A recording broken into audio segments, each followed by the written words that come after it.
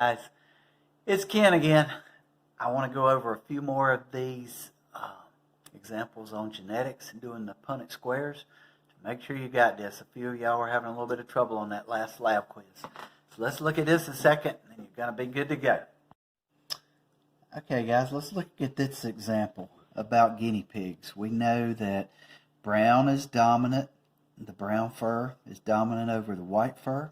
So that's why the brown is represented with a genotype letter of B, a capital B, and the white fur is represented with a lowercase b.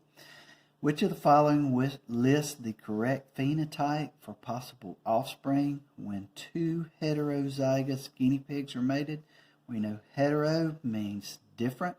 So two heterozygous guinea pigs are going to have different alleles. So one's a big B and a little b.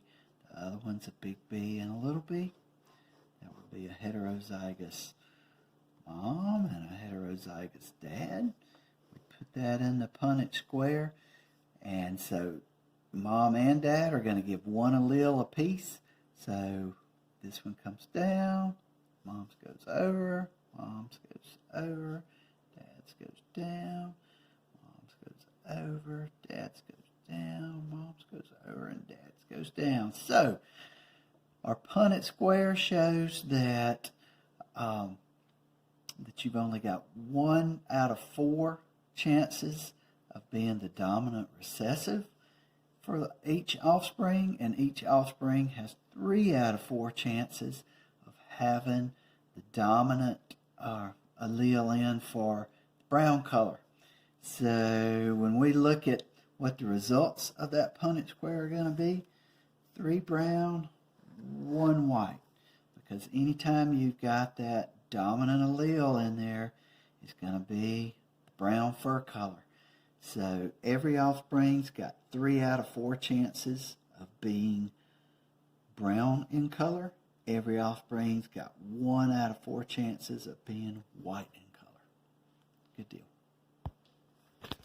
The next example, we're still dealing with the guinea pigs, with brown being dominant, white being recessive. So if a brown guinea pig and a white guinea pig are mated and 100% of the offspring are brown, what must the genotype of the parents be? Well, let's see. We know the white one has to be 2 little b's. The other one, the brown one, if it was heterozygous, it'd be a big B and a little b. We work out the square, big B, little b, little b, big B, little b, little b, little b. Then 50% of them will be brown, 50% of them will be white. That's not it. It said 100% of the offspring are brown.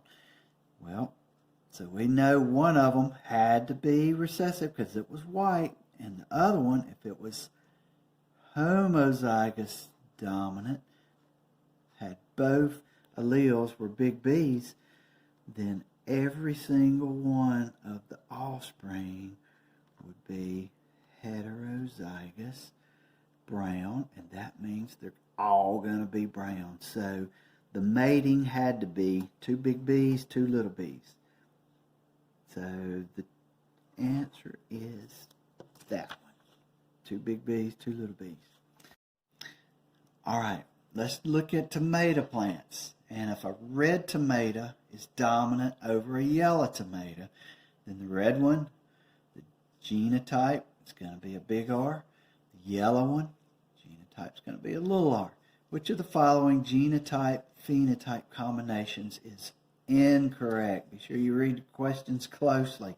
2 big R's would be red. That's correct.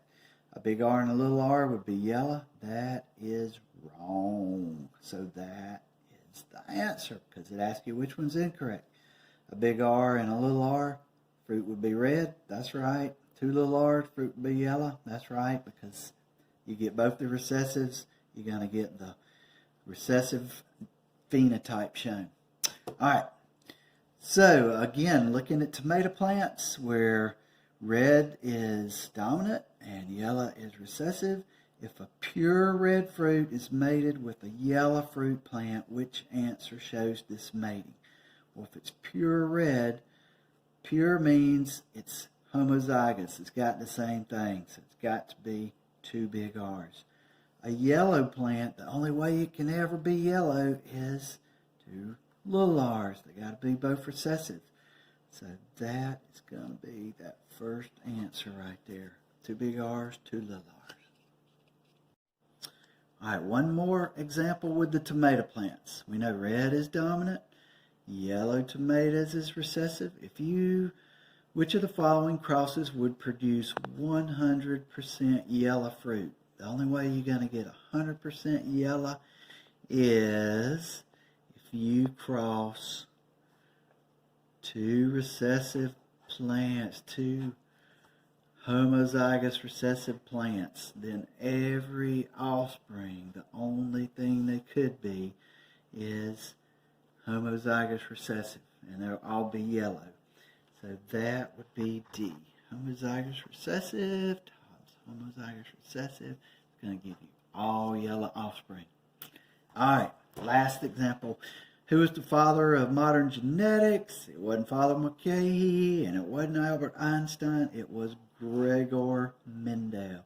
He was an Austrian monk that liked to tinker with gardening. His work was not appreciated by the scientific community until after his death. But he's the one that figured out that when you mate two individuals working with traits like the fruit color and the height of his pea plants and all, that they had alleles, and he didn't name them that, but he figured out that the mother would give one, the father would give one, and the offspring would have those two, and that's how we come up with our genetic theory and the alleles of different variations of genes.